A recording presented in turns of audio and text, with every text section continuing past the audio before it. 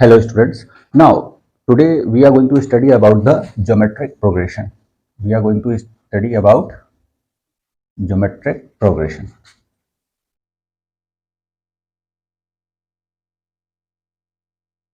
अब जैसे हमने अरिथमेटिक प्रोग्रेशन पढ़ा था तो उस तरह से ये ज्योमेट्रिक प्रोग्रेशन है। अब ज्योमेट्रिक प्रोग्रेशन की कैरेक्टरिस्टिक होगी कॉमन रेशियो।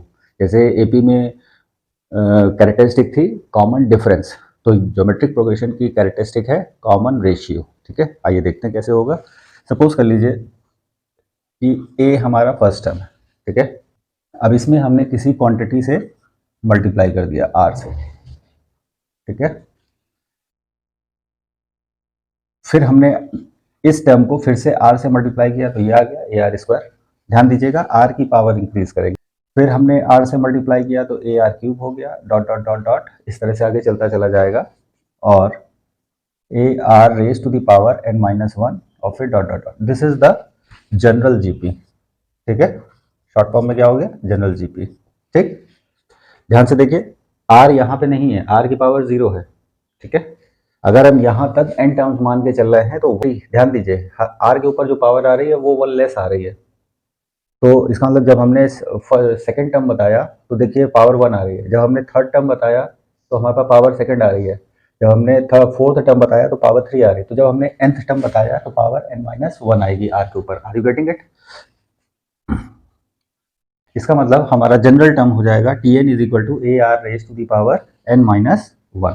ठीक है, यहाँ पर जो भी n की वैल्यू होगी वो यहाँ पे सब्स्टिट्यूट की जाएगी। ध्यान दीजिएगा पावर n माइनस 1 आपकी r के ऊपर है। ठीक है, और a यहाँ पे मल्टीप्लाई हो रहा है इससे। तो पहले r की पावर जब सॉल्व हो जाएगी कंप्लीटली तब उसके बाद a से हम इसको मल्टीप्लाई करेंगे। ओके, अब देखिए यहाँ पर a हमारा आ रहा है first term, a is the first term, r is equal to common ratio. r हमारा कॉमन रेशियो होगा। ठीक है, और कॉमन रेशियो हमारा r किससे रिप्रेजेंट किया जाएगा कि कोई भी टर्म होगा, जैसे सेकेंड टर्म को फर्स्ट टर्म से डिवाइड कर देंगे, थर्ड टर्म को सेकेंड टर्म से डिवाइड कर सकते हैं, 100th टर्म को 99th टर्म से डिवाइड कर सकते हैं, सो ऑन लाइक दिस। ठीक है,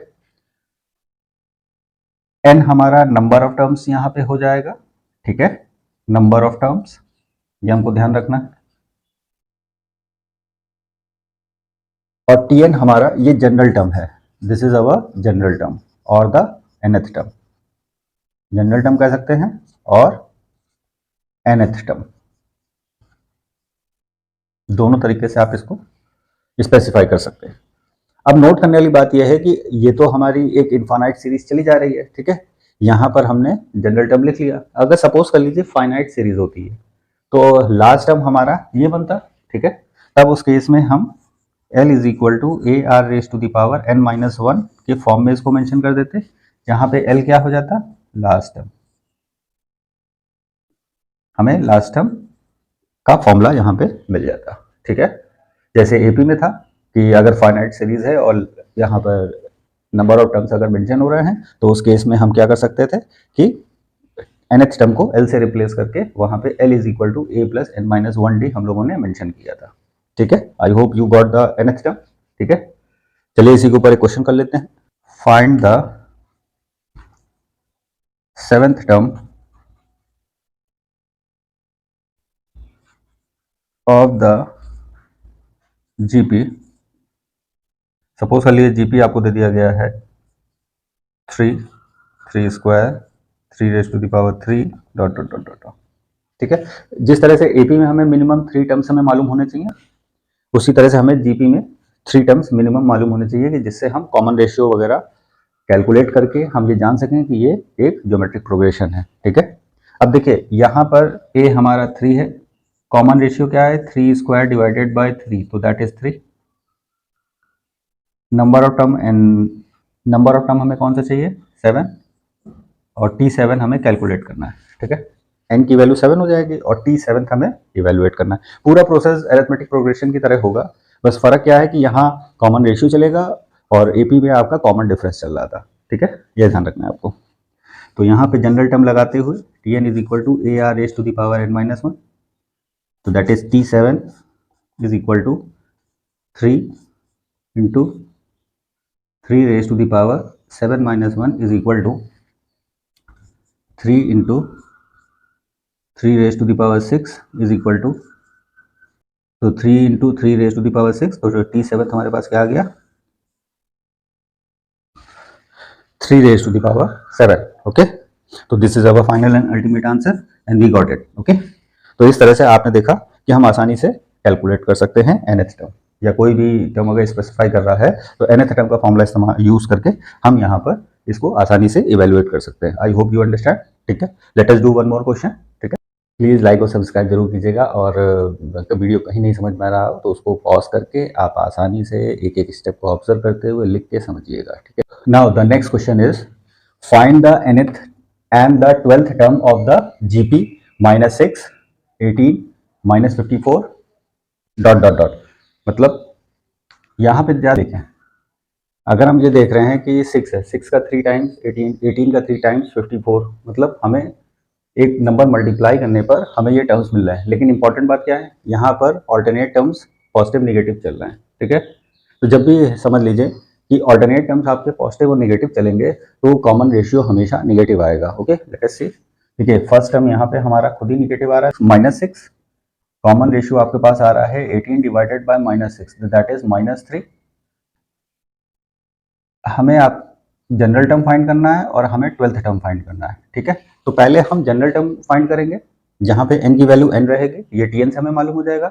एपी में आपने ध्यान से देखा, अगर नहीं समझ में आ रहा तो एपी वाला लेक्चर आप एक बार फिर से रिव्यू कर सकते हैं। ठीक है, और यहाँ पर 12th टर्म हमें फाइंड करना है जहाँ पे n की वैल्यू क्या होगी, 12। तो Tn से ही हमें n की वैल्यू स्पेसिफाई हो रही है। ठीक है, तो पहले हम लोग जनरल टर्म फाइंड करते हैं, लेट अस डू इट। तो जनरल टर्म हमारे पास हो जाएगा a r raised to the power n-1, तो दैट इज a की वैल्यू हमारे पास -6 है, let us put it in the bracket dot, then common ratio is -3।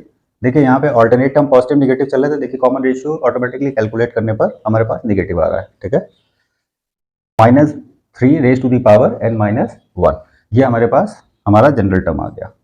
ठीक है, this is one part of our answer according to this. ठीक है, क्योंकि जब तक ये पावर आपस में सॉल्व नहीं हो जाएगी तो हम इसको इसके साथ सॉल्व नहीं कर सकते हैं। ठीक है, अब जरा नोट कीजिए, इसको हम इस तरह से भी लिख सकते हैं, जैसे -6 है तो इसको हम लिख सकते हैं 2 इंटू -3। ठीक है, और यहाँ -3 raise to the power n-1 हमको पहले से गिवन था। अब ये जो -3 है, इस -3 और इस -3 बेस सेम हो गए, तो इसकी वजह से इनकी पावर्स को आपस में सॉल्व करके हम लिख सकते थे इस तरह से -3 रेज टू दी पावर, अब यहाँ पावर 1 है, यहाँ n-1 है, तो n-1 plus 1 is equal to हमारे पास n आ रहा है, तो -3 raise to the power n आ जाएगा। तो like this we get the general term. This can be also one of the answer. मतलब जनरल टर्म या तो आप डायरेक्टली ये लिख लीजिए और या फिर इसको सिंप्लीफाई करके आप इस तरह से मेंशन कर सकते हैं। Are you getting it? Now we come on to the 12th term. अब हमें 12th टर्म इवेल्युएट करना है, तो 12th टर्म के लिए हम क्या करेंगे, इसी जनरल टर्म में हम n की वैल्यू 12 सब्स्टिट्यूट कर देंगे, तो 2 into -3 raise to the power 12। अब आप एक चीज नोट कर रहे हैं कि यहाँ पर इवन पावर है, तो इवन पावर की वजह से ये टर्म हमारा क्या हो जाएगा, पॉजिटिव। ठीक है, तो हम इसको थोड़ा सा सिंप्लीफाई करके इस तरह से भी मेंशन कर सकते हैं कि 2 इंटू, चाहे आप यही आंसर दे दीजिए, ये भी आंसर वैलिड है, और इसी को ही आप लिख सकते थे 3 रेज टू दी पावर 12। आप ये भी आंसर मेंशन कर सकते हैं, क्योंकि इवन पावर है तो नेगेटिव हमारा पॉजिटिव में चेंज हो जाएगा। Are you getting it? तो इस तरह से आपको समझ में आया कि किस तरह से हमें जनरल टर्म का यूज़ करना है। ठीक है, प्लीज़ लाइक और सब्सक्राइब जरूर कीजिएगा, और अगर वीडियो कहीं नहीं समझ में आ रहा हो तो उसको पॉज करके आप आसानी से एक एक स्टेप को ऑब्जर्व करते हुए लिख के समझिएगा। ठीक है।